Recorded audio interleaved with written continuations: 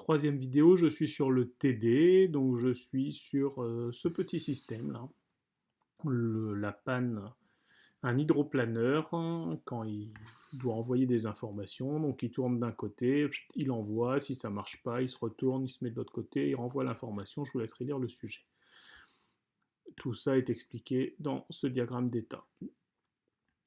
Ce qui m'importe ici, c'est que tout le monde ne connaît pas ce type de diagramme, donc ceux qui ont fait de la SI, ils vous embêtent pas. Les autres, vous ne l'avez jamais vu. Ici, ça s'appelle un chronogramme, chrono le temps. Donc ici, sur l'axe des abscisses, là c'est le temps, le temps, le temps, le temps, le temps, le temps. Je vais avoir des entrées, mais je peux avoir aussi des sorties qui peuvent se mettre.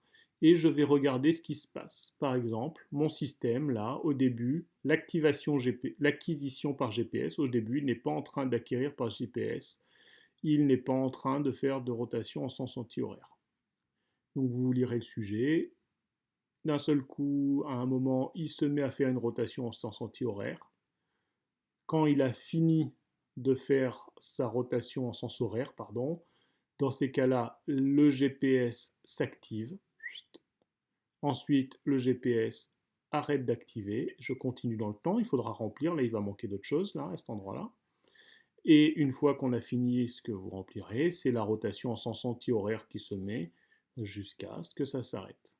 Donc, ce système, le chronogramme, on regarde l'évolution dans le temps des entrées ou des sorties. Comme chaque entrée ou sortie, c'est quelque chose de binaire, tout ou rien, tort, on a juste deux positions, 0, 1, et souvent on ne le précise pas.